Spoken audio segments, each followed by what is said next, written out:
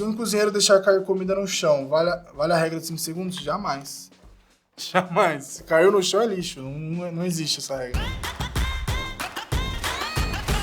Pô, beleza? Meu nome é Armando Francato Neto, tenho mais ou menos 9 a 10 anos de carreira, comecei desde os meus 14 e hoje trabalho com restaurante ainda e consultoria para algumas redes e alguns restaurantes menores aqui em São Paulo.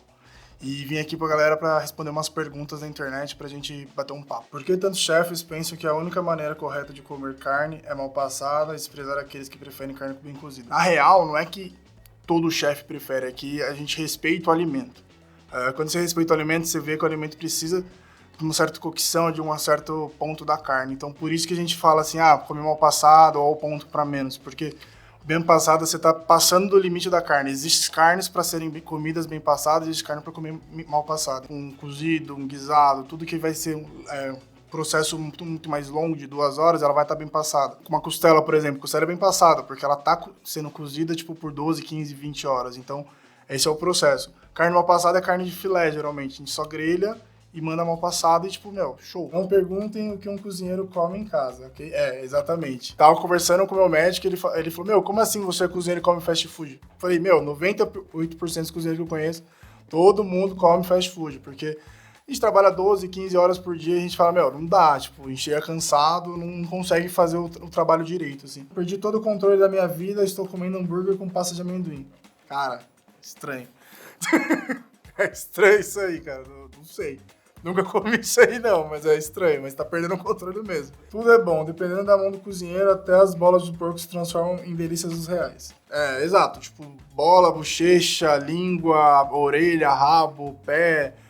Se você souber fazer um bom cozido, alguma coisa, você consegue fazer um bom prato com qualquer parte do porco, do boi ou do peixe. Igual o cérebro. O cérebro tem gente que come, mas ainda vende aqui no Brasil. Língua tá vendendo, língua tá na moda, né? Então, mas testículo ainda não é muito avançado aqui pro Brasil, então, ainda calmo. É porque comer aparas, miúdos de boi, de porco, é muito questão de uma vida camponesa um pouco mais pobre da Europa. Que eles não tinham o que comer, então eles faziam cozidos com essas partes. Então, eles acabaram criando uma cultura e hoje também é comido normalmente na Europa. E no Brasil não teve essa cultura de comer miúdos aqui no Brasil, então é difícil interagir com esses tipos de miúdos aqui. É incrível como o sal faz diferença em tudo além dos doces. Sim, o sal, na verdade, igual o açúcar, ele serve para isso, né? Para ajudar a elevar um sabor que aquele alimento não está demonstrando. Às vezes, o alimento já tem o próprio sal. Às vezes, um sal vegetal que existe no alimento, ele já solta esse sal. Às vezes, vamos supor, um mexilhão, ele já está vindo do mar com sal e você não precisa nem pôr sal. Então, o sal, ele garante aquele paladar que você tem, porque ele vai fazer sua língua funcionar. Vai fazer sua língua fazer as ações de amargo, azedo, doce. Então, ele ajuda você a aguçar isso. Se um cozinheiro deixar cair comida no chão, vale a regra de 5 segundos? Jamais. Jamais. Se caiu no chão é lixo. Não existe essa regra. Claro que se for um vegetal cru, dá pra você lavar, porque você lavou, porque ele veio da terra. Então, dá pra você lavar. Mas se for uma proteína, alguma coisa que já era pra finalizar, jamais. Jamais. Não faça isso. Isso é nojento. Panela velha que faz comida boa, isso é mesmo? Cara, se for uma panela de ferro, sim. Porque panela de ferro é muito boa porque ela já tá mais... ela tá aguentando muito mais a temperatura, ela tem aquela força maior, tudo. Agora, panela de alumínio, inox, essas coisas, não. Quanto mais velha, pior ela vai ficar. Então, varia muito. Claro, tem dona de casa que gosta de usar aquela panela de 60, 50 anos atrás que sempre dá certa receita lá. Então, nunca vou tirar isso, porque é tradição. Então... Mas em cozinha profissional, não. Panela velha não faz comida boa. Ketchup em pizza é o maior crime gastronômico da história da humanidade. Cara, é e não é. É porque não é o tradicional e tudo mais, mas vai daquela questão de gosto, né? Acho que gosto, cada um tem o seu e vai por isso. Eu nunca colocaria. Então a questão o gosto da pessoa querer colocar ketchup, beleza. Ele vai lá e põe o seu ketchup, mas de um chefe, de alguma coisa, fazer isso, aí já é um crime. Por que tem gente que come comida com banana? Cara, eu amo comida com banana. Eu como pra caramba comida com banana. A banana, acho que ela é uma fruta que ela é universal, assim. Que eu acho que ela agrega um sabor, único, assim. Eu acho que, ela agrega um sabor pra carne, pra peixe, pra porco, pra tudo. Qualquer cor que você frita, grelhada, purê, ela fica sensacional. Eu acho que Acho que é você que não gosta de por banana, mas é sensacional. Parece que atum com crosta de gergelim é modinha culinária. Cara, essa combinação é tipo salmão em qualquer restaurante. Tipo, atum que o pessoal não quer pôr atum e não sabe servir.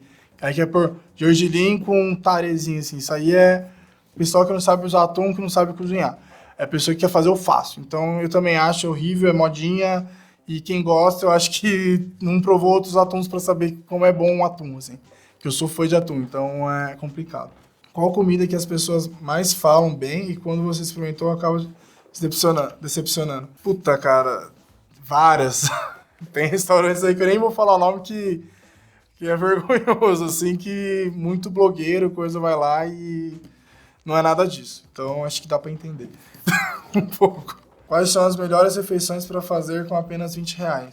E no Bom Retiro, comer uma salsichona coreana empanada, que é bom demais, que é R$ 8, que é bom demais. Comer comida do Oriente Médio, aqui em São Paulo também é muito bom, consegue comprar por R$ 20, até mais barato. Comer um shawarma, um kebab também. Meu, você consegue comer vários tipos de comidas de rua muito legais por R$ 20, assim. Então é melhor escolher e procurar mais ou menos. Às vezes o lugar é feio, mas a comida é muito boa, então vale a pena você querer ir lá experimentar, assim, é legal. Ser cozinheiro é tão estressante quanto no MasterChef? É porque você tá lá o dia inteiro, convivendo com aquela pessoa o dia inteiro, você não tá lá pra gravar um programa de 1 hora, você tá lá pra ficar trabalhando, ganhar seu salário 8 horas por dia, ou até mais, e o cara falando na sua cabeça, mas varia, tipo, tem restaurante que é mais tranquilo, a galera é mais de boa, mas de estresse eu acho que o maior é com o cliente, assim, tipo, porque o cliente é muito exigente, então ele acaba pressionando muito o restaurante. Por exemplo, esse arroz de berinjela tá ruim. A gente falou, como assim arroz de berinjela? Eu falei, arroz de berinjela. Eu falei, senhora, a gente nem tem arroz de berinjela no cardápio, como assim o arroz de berinjela tá ruim? Tipo, a pessoa começa a criticar sem saber o gosto, sem ler o cardápio, começa a criticar a pessoa, fala que o prato tá frio, aí chega lá o prato tá quente, às vezes você fala assim, eu quero esse prato mal passado, aí chega lá mal passado, tá cru, não quero. São coisas que as pessoas não entendem o que pedem e aí volta e, tipo, revolta a cozinha inteira. É uma coisa que é muito, muito grave, assim, uma crítica muito forte afeta todo mundo. Então, tipo, as pessoas não pensam que afeta só afeta, tipo, o grupo inteiro, porque a cozinha a gente torna uma família. Então, afeta todos, assim, então todos ficam chateados.